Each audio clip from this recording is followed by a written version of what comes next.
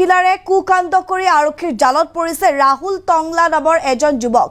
পুনৰ মানৱ সমাজক লজ্জানত কৰা এক ঘটনা সংঘটিত হৈছে এখন অসমতে এইবাৰ মুখেৰে মাতিব নোৱাৰা কথা ক'ব নোৱাৰা এগৰাকী মহিলাৰ সৈতে কুকাণ্ড কৰি ৰঙা ঘৰৰ আলহী হৈছে এজন যুৱক। এই মুহূৰ্তত বিস্তৃত তথ্য আপোনালোকক জনাবলৈ চেষ্টা কৰিম। আমি জনাই আছো পুনৰ এক জঘন্য ঘটনা সংঘটিত হৈছে ৰাজ্যত।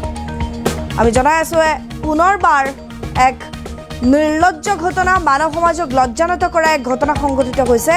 এইবাৰ মুখবধিৰ মহিলাৰ সৈতে কুকাণ্ড কৰি ৰঙা ঘৰৰ আলহী হৈছে এটা লম্পট। নাৰায়ণপুৰ শিমলুগুৰিত মুখবধিৰ মহিলাক অন্তঃহত্যা কৰি আৰক্ষীৰ জালত পৰিছে লম্পটটো। শিমলুগুৰিৰ লেটেকুজানত মানৱ সমাজক লজ্জানত কৰা এই ঘটনা সংঘটিত হৈছে। চাহ বাগানত দিন হাজিৰা কৰি জীৱন নিৰ্বাহ কৰা মহিলাৰ সৈতে জঘন্য কাণ্ড কৰিছে এই লম্পটটোৱে। চাহ বাগানতে কৰ্মৰত শ্ৰমিক লম্পট ৰাহুল টংলাই সংঘটিত কৰিছে এই জঘন্য নিৰ্লজ্জ ঘটনা। ভুক্তভোগী পৰিয়ালৰ এজাহাৰৰ ভিত্তিত ইতিমধ্যে আটক কৰা হৈছে লম্পট ৰাহুল টংলাক। আমি জনাই আছো এইখন অসমত এটাৰ পিছত এটাকৈ জঘন্য ঘটনা সংঘটিত হৈয়ে আছে। এইবাৰ আমি জনাই আছো ধৰ্ষণৰ পিছত প্ৰায় 5 মাহ পিছত অন্তঃহত্যা হোৱাৰ পিছত মহিলা এগৰাকীয়ে স্বীকাৰ কৰিছে বা মহিলা এগৰাকীয়ে ক'বলৈ বাধ্য হৈ পৰিছে যে শ্ৰমিক ৰাহুল টংলা নামৰ এই লম্পটটোৱে মহিলাগৰাকীক অন্তঃহত্যা কৰিছে।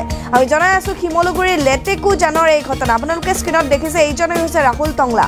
মুখেৰে মাতিব নোৱাৰা কথা ক'ব নোৱাৰা এগৰাকী মহিলা, প্ৰায় 35 বছৰ বয়সৰ মহিলাগৰাকীৰ সৈতে এইজন ৰাহুল টংলা নামৰ লম্পটটোৱে কুকাণ্ড কৰিছে। নিজৰ এটি কণমানি শিশু আছে, নিজে কেইদিনমান পূৰ্বে বিবাহপাশত আবদ্ধও হৈছে।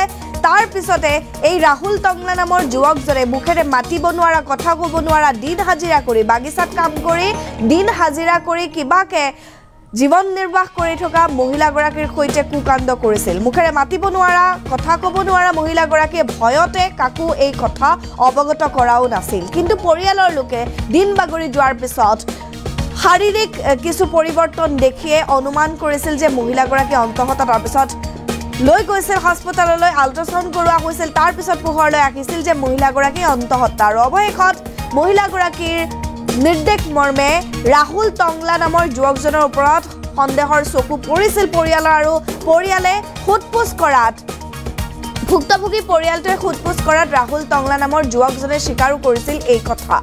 আমি জনাই আছো তাৰ পিছতে শিমলুগুৰি আৰক্ষীৰ জালত পৰিছে এইজন ৰাহুল টংলা নামৰ যুৱক।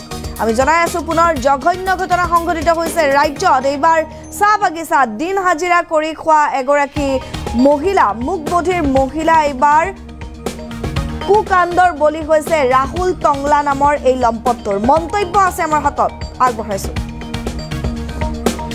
আমি যোৱা 16 তাৰিখে যিটো ঘটনা আমি মানে চাকৰি ছোৱালী এজনীৰ মানে গৰ্ভৱতী হৈছে বুলি আমি গম পাইছোঁ। আৰু তেওঁৰ ঘৰৰ পৰিয়ালে আমাক মতাৰ পিছত আমি গ'লোঁ। গৈ কোন ল'ৰা কি কথা তেনেকৈ সোধপোছ কৰোঁতে তেতিয়া দেখুৱালে এনেকুৱা বাগানত কাম কৰে বুলিকে। তো সেই বাগানত গৈ পেলাই সেই ল'ৰাজনক আমি সুধিলোঁ। সোধপোছ কৰাৰ পিছত মানে সেই 4-5 জনৰ আগত তেওঁ স্বীকাৰ কৰিলে, হয় মই কৰিছোঁ বুলিকে। তো কৰাৰ পিছত তেওঁ ক'লে মানে যিটো দায়িত্ব লৈছিলে সেই ছোৱালীজনীক মানে ভাল কৰি দিম বা মেডিকেলৰ সম্পূৰ্ণ দায়িত্ব লৈছিলে। তো এতিয়া ক'বলৈ গ'লে তেওঁ যদি ডেকা ল'ৰা হোৱাহেঁতেন তেওঁক ছোৱালীজনীক আমি চমজি দিবলৈ এটা সুবিধা হ'লে, কিন্তু তেওঁৰ অলৰেডি কেঁচুৱা এজনো আছে।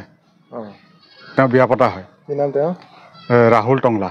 আৰক্ষীক আমি যেতিয়া এজাহাৰ দিলোঁ, তাৰপিছত আৰক্ষীয়ে সহায়ত তেওঁক ঘৰৰ পৰা ধৰি আনি এতিয়া পুলিচ প্ৰশাসনত ৰাখি থোৱা হৈছে। গৰ্ভৱতী মানে আমি অলপ দিন আগতে গম পালোঁ, 2 বা 3 দিন আগতে, যে মানে ঘৰতে ছোৱালীটো মানে আমাৰ নিজৰ ছোৱালী, এই ছোৱালীটোৱে মানে কিবা কিবি খোৱা বা কিবা বেমাৰী হৈছিলে। তাৰপৰা আমি চেক কৰোঁতে গম পালোঁ যে গৰ্ভৱতী ছোৱালী। তাৰপৰা আমি তাক সোধোঁতে ছোৱালীটোৱে দেখুৱালে যে মানে দাড়ি থকা কি থকা বুলি দেখুৱালে। তাৰ ওচৰতে বাগান, সেই বাগানত কাম কৰি থকা ল'ৰাজনক দেখুৱালে। তাৰ বাগানত কাম কৰিব যাওঁতে এইবিলাক কৰি আছিলে, আমিতো গম নাপাওঁ। তেতিয়া আমি তাক মানে সোধপোছ কৰোঁতে ল'ৰাও হয় কাঢ়িলে যে হয় মই এইবিলাক গলতি কৰিলোঁ, মোক মাফ কৰি দিয়ক, কিবা এটা ভুল হৈছে, মই শুধৰণি কৰিম বুলি সি ভৰি ধৰি ক্ষমা খুজিলে।